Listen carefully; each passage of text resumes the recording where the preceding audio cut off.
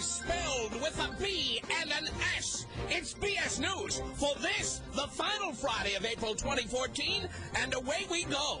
Dateline, courting disaster. The Supreme Court this week threw affirmative action into the trash basket. I certainly hope they emptied the trash basket first. It was filled to the brim with discarded voting rights. Dateline, Bat-Crapistan. Welfare rancher Cliven Bundy continued holding daily press conferences in Nevada despite coming under fire for blatantly racist statements. Why does such a dumb, inarticulate, and racist person think they should speak in public? It must be something Cliven Bundy picked up from Sean Hannity. Bundy has been a matinee idol to his far-right fans. Fans of Elvis threw their panties onto the stage. Not thinking that's going to happen with Cliven Bundy's militia fan base. Those guys always go commando. Hello! Let's move on. Bundy tried to fend off charges of racism by appearing on Alex Jones's show, where Jones called Bundy, quote, a good man and a man of his word. Unfortunately, his word is the N-word. And as long as we're on race, Dateline, Back in Black. One Wall Street Journal writer really likes Bill O'Reilly's approach to problems in the black community.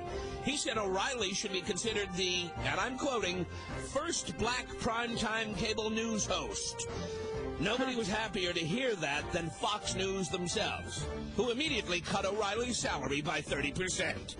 And the racial hits just keep on coming. Finally, Dateline rotten eggs. Over Easter, some parents in Virginia found Easter eggs that had been planted in the yards containing racist messages.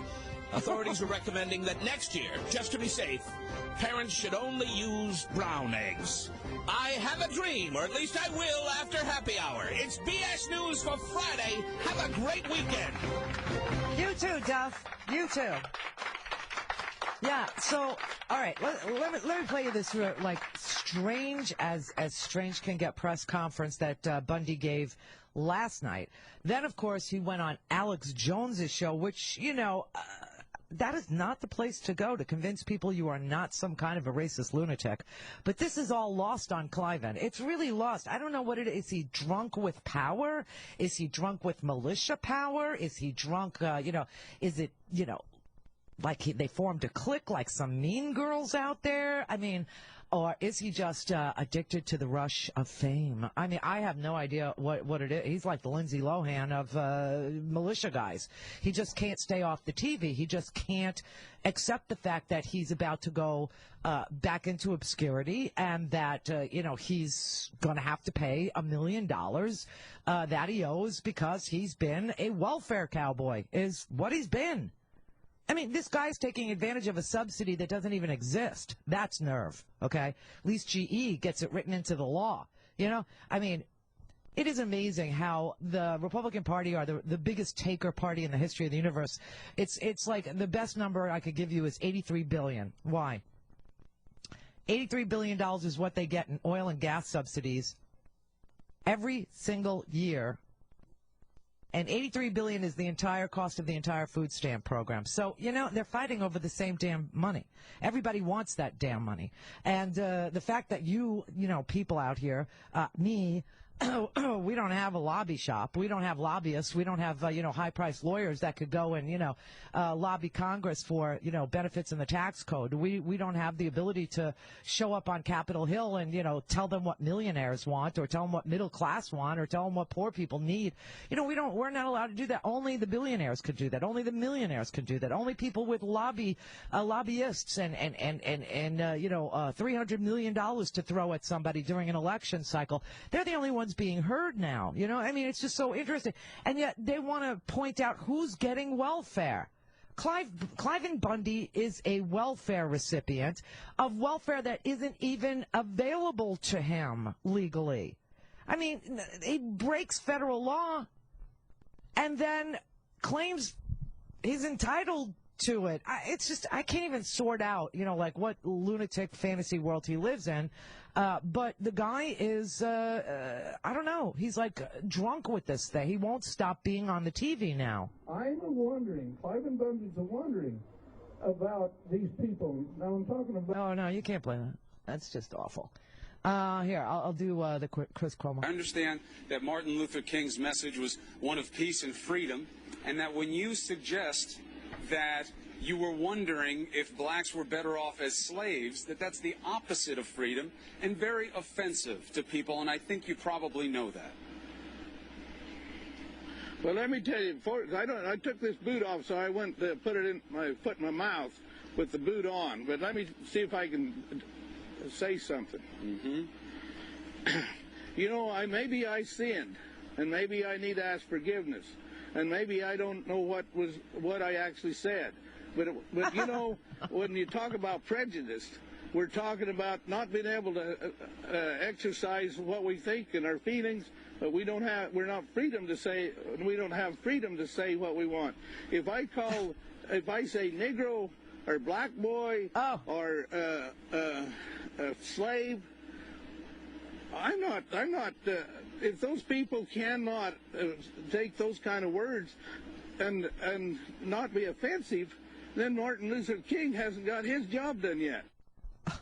Somebody needs to tell him that Martin Luther King was assassinated in 1968, April 4th. Somebody really needs to tell him that. But beyond that, see, here's the Republican theory, that they're entitled. This is the entitlement culture that he represents. They're entitled to say whatever they want to say without consequences. Now, it is a little bit of free country still, and you can say a little bit of what you want to say. I mean, speech isn't free anymore. Let's just face facts. But you can say whatever you want to say. Obviously, they say some of the most heinous things at those tea parties. Nobody gets arrested. They say the most heinous things at Republican debates.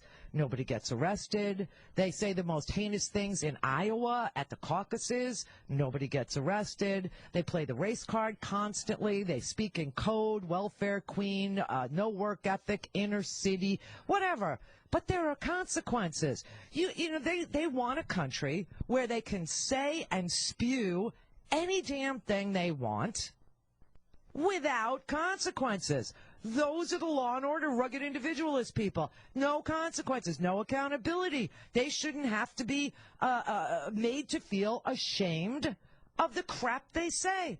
I don't know, like what the world looks like in their head, but I do know that's what Clive and Bundy and others have said. They've said that unless they're free to say black boy, unless they're free to say nigra, unless they're free to, denigrate Jews, and unless they're free to, scream about Obama's a Kenyan, Muslim, Marxist, Maoist, socialist, without consequences, then this country is no longer free. This is why they're always screaming about, and the left, they boycott me, or the left, they do. Those are the consequences of calling a young college woman who's trying to argue that women's health care ought to include birth control.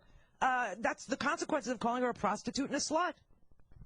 There are consequences, but they want to be able to say whatever they want to say without anybody pointing out that they should be ashamed of themselves, that what they say is false, or what they say is hurtful, or what they say is counterproductive, or what they say is mean, or what they say is ugly, or what they say is causing a great rift in America that doesn't deserve to be there. Because, frankly, if you look at the race to the bottom, we've all gotten there at the same time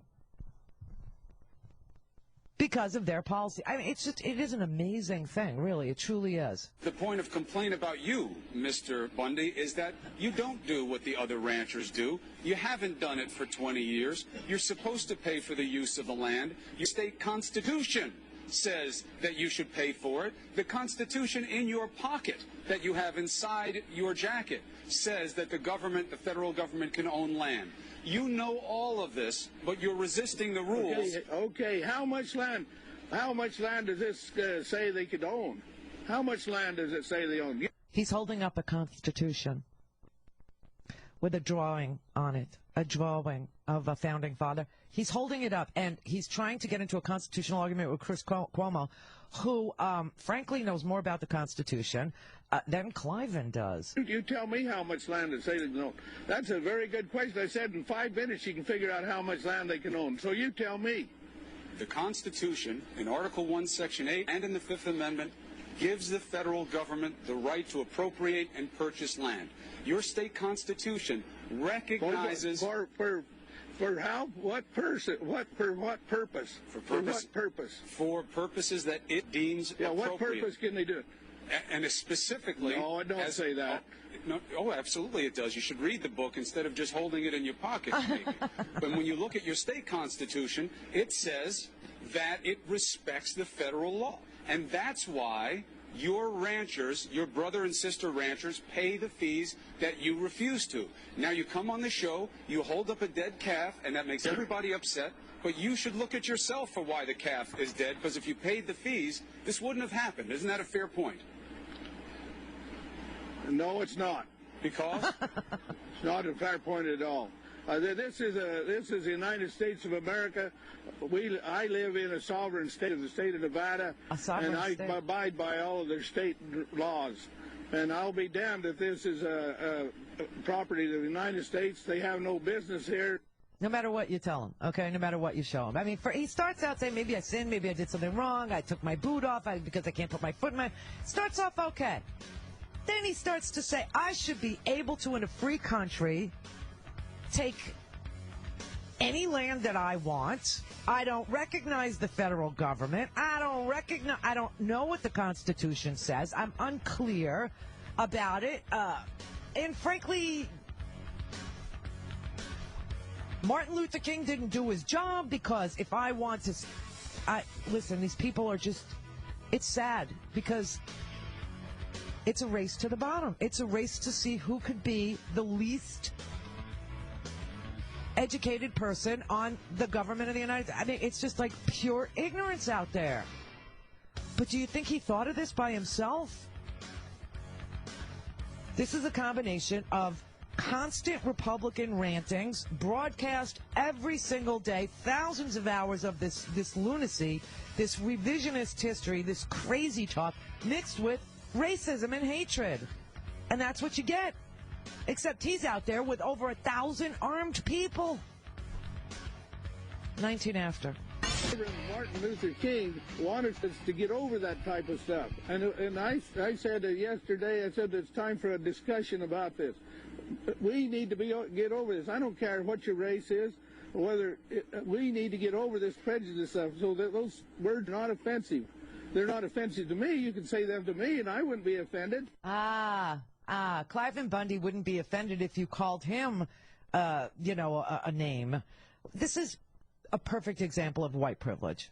This is a perfect example. This man thinks that he's able to take what he wants to take, disregard federal law, say that he's disregarding federal law, attract armed people to come to his aid, and then denigrate African Americans and say he wonders if they were better off when they were held in bondage, beaten, and their families were sold off around them.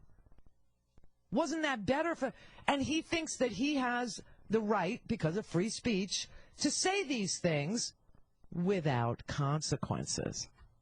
It just doesn't work like that. But Alex Jones, the place that you go when you want to explain that you are not a lunatic, right? That's where you would go. You're better off doing it at a cross burning. But he goes to Alex Jones, and Alex tells him, you're all right with me. If they think I'm racist, they're totally wrong.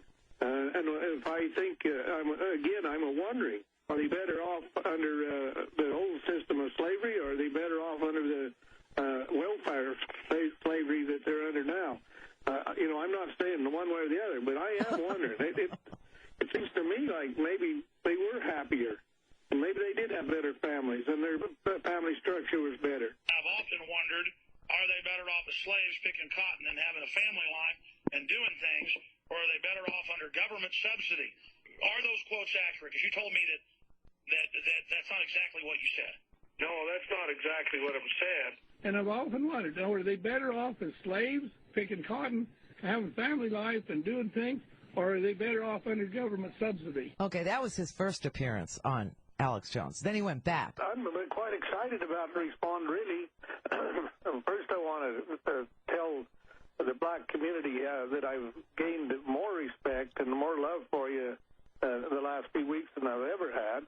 And I am concerned about the individual person, each one of you.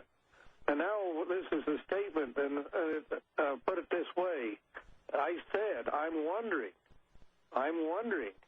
if you're better off. Your young women are having abortions, and your young men are being thrown in jail. And your older women are sitting out on the sidewalk with your children and grandchildren, and they don't seem to be happy.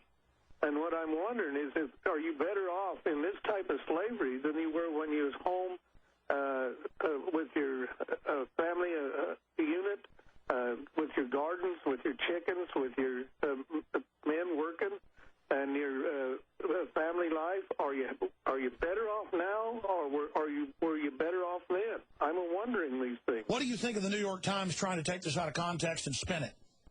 Well, I haven't really read that, and I don't know for sure. But yeah, if they think I'm racist, they're totally wrong.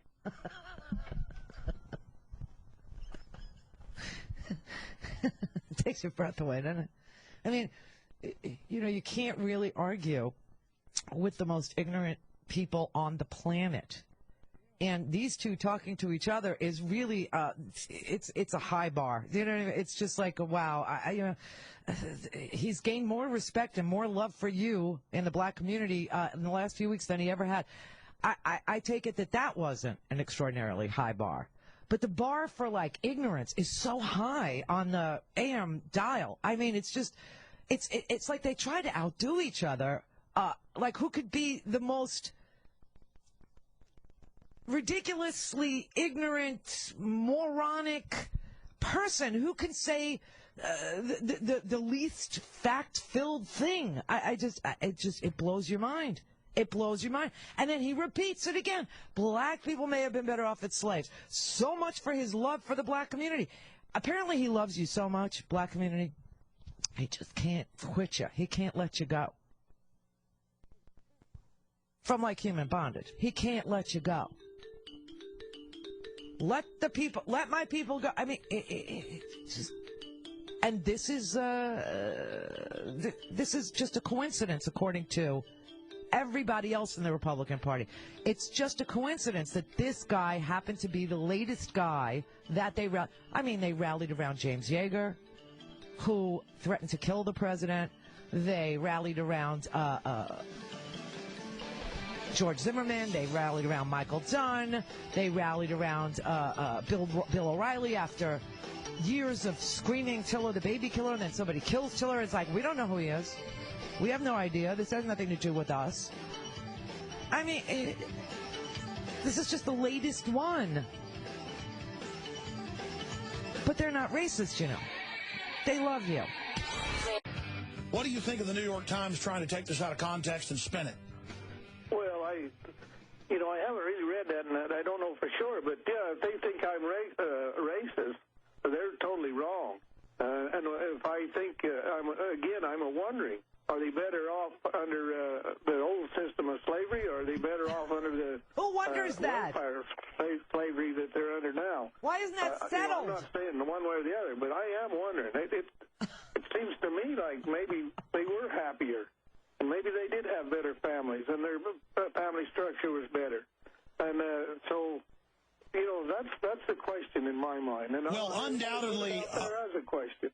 Well, undoubtedly, I'm not endorsing slavery or segregation. They were two Byzantine feudal systems. Sharecroppers run similar systems. But undoubtedly, the statistics of black communities, 20s, 30s, 40s, 50s, 90% legitimacy, fathers at home. In fact, I've seen even Harvard's own numbers and Princeton's own numbers. We've done reports on this. Lower crime rates than the white community in the 30s. And I remember you saying over and over again, unprompted, We can pull up the clips that everyone around the world you believe has a good soul and wants freedom. You said in every country in the world. So how is that you're saying everybody worldwide wants freedom, but you don't like black people? And I know black people want freedom, and I know that their souls are good. Individually, I know that. And that's what our Constitution was all about, is to be able to, these people to be able to exercise their agency, be able to feel free, be able to speak, be able to go and do the things, to be able to experiment, and for sure be able to have good families. That's what our founding fathers want, and I know that's what our Heavenly Father wants for them. For them and for us, there's no difference between them and us. We're all the same. And our Heavenly Father loves us the same. He gives us the same opportunity, and we are the same. And so there's no prejudice in my mind at all. None. That man is in such deep denial, it's unbelievable. There is no prejudice in his mind, but he does wonder in his mind and out loud whether or not black people would be better off in slavery. He does wonder. He wonders, is that not, I mean, shouldn't that be settled in your head? Shouldn't that be a settled question in your mind? Shouldn't that be something that you don't have to wonder about? Oh, my God. It's just unbelievable. All right, Lisa in Portland, Oregon. Hi, Randy. Yeah, if I ever thought that at all, I instantly said no. Right, I mean, Not a good idea. It's so answerable. Yeah.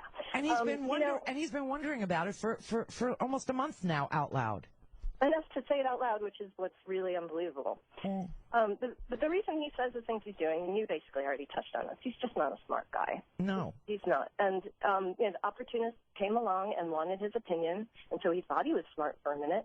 But he's complaining about the fact that he does not have the right to say the things he says, and we have the right to call him an idiot and watch him disappear into obscurity, basically.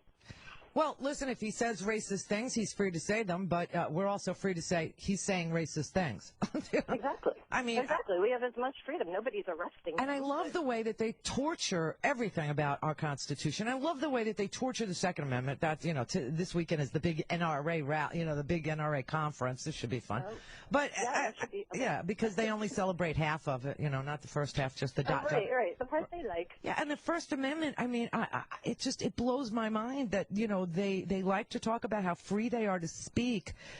When the Supreme Court is telling them, quite frankly, corporations get to speak louder, and they're not upset about that. And then they think free speech comes with no consequences, no accountability for what you say. Where did it say that you get to say whatever you want, and I don't get to call you out as being somebody that's ignorant or racist or ugly or hideous or a problem or somebody that's whose words are tearing the country apart? I mean, where does it say that? That's the not smart part. They don't think that far ahead, and that's kind of tragic. And something else. What if someone else tries to use this land that he's using that is not leased to him? Who's he going to call and say, hey, get off my land? Yeah, I mean, look, the guy he's a deadbeat. It's ridiculous. He's a deadbeat. He's always been a deadbeat. He's been one for 20 years. He lied about his ancestry. He lied about his ancestral claims to this land. They've only been there since 1954. That's not, Death Valley days. That's happy days. Right. I mean, the guy is just so full of crap, and he's starting to believe his own swill, and this is what happens to very stupid people who are surrounded by stupider people who happen to be elected officials who tell them, yeah, you go for it, you do it. Egged on by Sean Hannity, egged on by, this sheriff, Mr. Mack, egged on by, I mean, all these people surrounded him and said, come nestle in our armpits, we got you, say whatever you want to say, and they picked the worst guy. They picked a guy who's breaking federal law and a racist on top of it, who's pissing off the other ranchers because they don't steal, they pay. Listen, and this is the really crazy part. I looked it up. If he wanted to pay the state grazing fees instead of the federal grazing fees, which are subsidized grazing fees, the grazing fees for federal land, which is subsidized by the federal government, it's like $1.35 a head, something like that. The grazing fees that the state imposes is like $12 a head. So if he wants to pay the state fees, he's welcome to do that. But it's not about the money. Oh, he's such a, listen, I mean, and there's 13 of them out there. You know, he's had 13 children. That's amazing. I mean, well, that just speaks on its own. I don't understand why they. Well, I understand why they picked him. They pick every foul person, and they rally around him. George Zimmerman killed an unarmed teenager. He was their hero for months. For months. Anthony in the Bronx. Hey, Randy. Hi. Excuse me. Everybody's very nasal today. I'm just choked up because I'm talking to you. Yeah, right. Yeah. But I'm really getting tired of having this argument. I'm like, if these people want their own country with their own government, let them go. Let them have it. I'm so there. I really am. I'm so there. Having this argument? I don't know. You know how much money we could save in the North if we just let the South go? But the weird thing is, if you give them this country that they want, or heterosexual, Christian, white country, none of them will want to live there. I don't know about that. Why do you say that? Michelle Bachmann and Marcus Bachmann will not live there. Why not? Because Marcus. Oh, Marcus might not love it, but she would. Ann Coulter would not want to live there. Sean know. Hannity, for all his talk, he wouldn't want to live there. None of them would want to live in this country. This mythical country that they've created. You know, I can't really worry about where they would want to live. All I know is that we would save an enormous amount of money.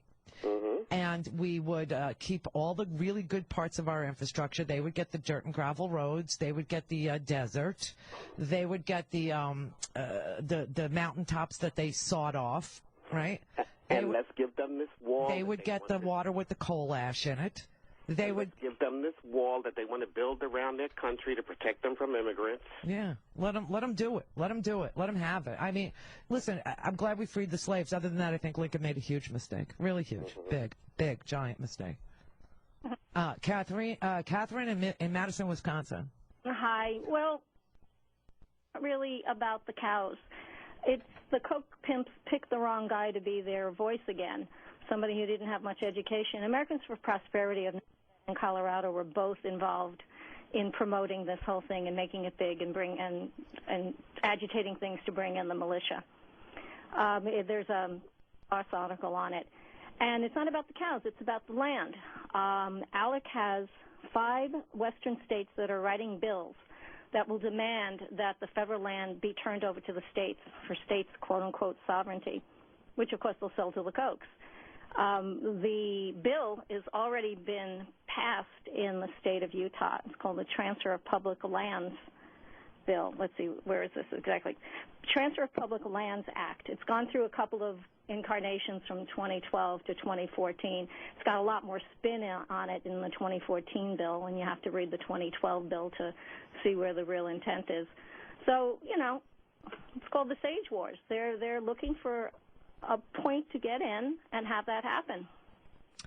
Well, you know what? Let them do what they're going to do, and you know, let's see. Listen, if they, I hate to say this because our legislative process is so corrupt now, but if they went through if Cliven Bundy had gone through some legislative process by which he claimed that he was a good steward of this land for 20 years and, you know, could prove to the court that the land should be conveyed to him for his care and blah, blah, blah, and the court agreed with him, then you really wouldn't have anything to say. No, but he's a pawn. But right, exactly. He did go to court, and he lost. And he's been in court for 20 years, and every time he's gone, he's lost. So, you know, I mean, like I said, if you want to go through a legislative process, if you want to, convince people that you're a better steward of the land, and you can get people to, convey it to you, whatever, fine. But this isn't about individuals. This is about the state saying that the feds have to give them back the land. Yeah, I understand. And I'm saying if they can make that case, then, and the court says yes, then they've made that case. And then they'll sell it to the Koch brothers, which is the ultimate, because they're not going to be able to afford to do what the BLM does. And that's really the whole goal. Yeah, I don't doubt that there's corporate interests in getting the land to be deemed as part and parcel of the state's.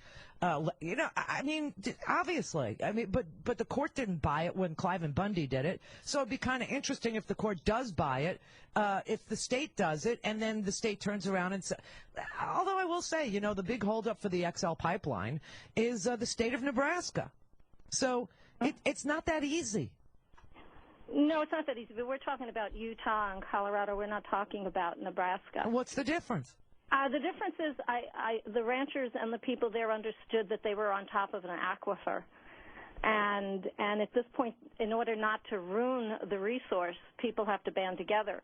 Now, who will want that aquifer later on is another story, and hopefully another decade. Right, I understand. But if they're successful in court, let's say, and they can persuade the court that land should be given to the state, even though their Constitution provided that the land of Nevada would go to the federal government in exchange for statehood. I mean, that's the deal they made. So if it gets reversed and they say, okay, now you could have the land, that's fine. The state is still going to have something to say about what's done on that land in their own backyard, right?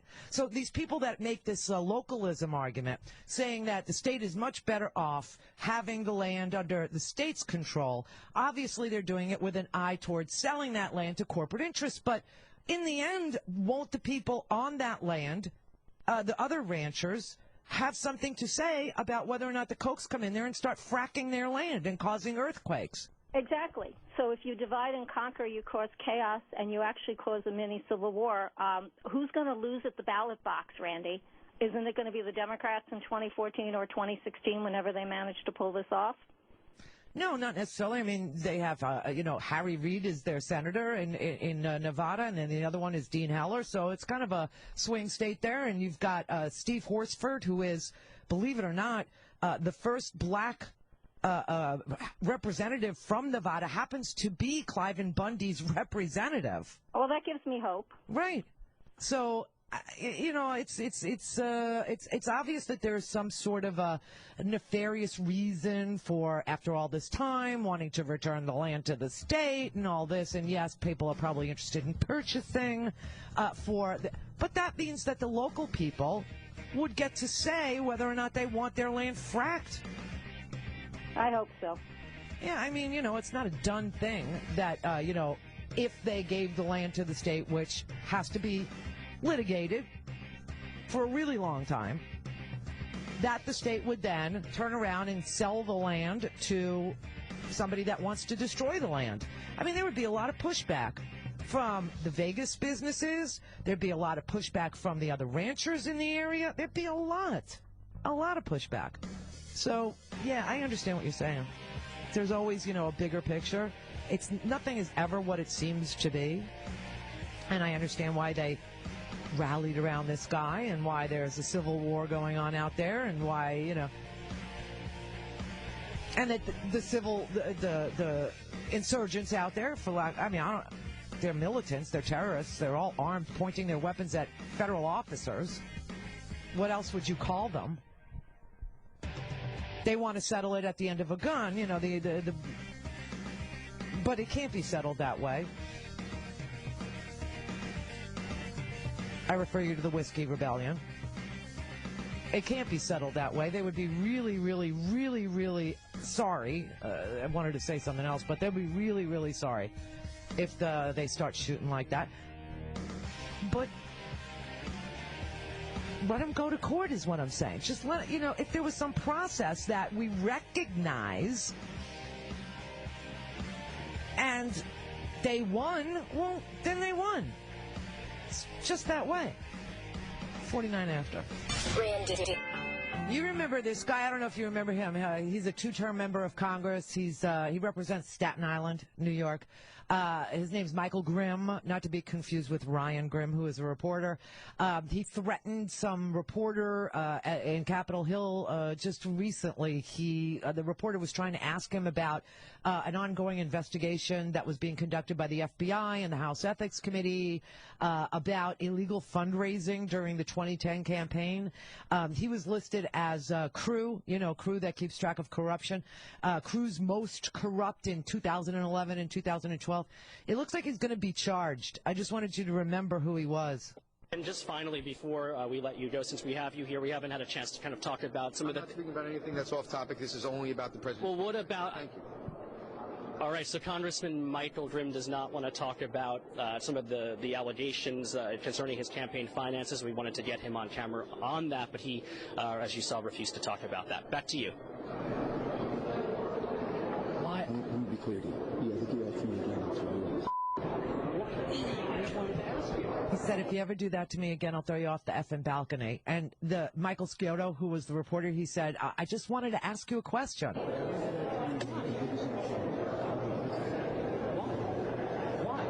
It's a valid question. It's a valid question. No, you're not man enough. You're not man enough. You're not man enough. I'll break you in half like a boy.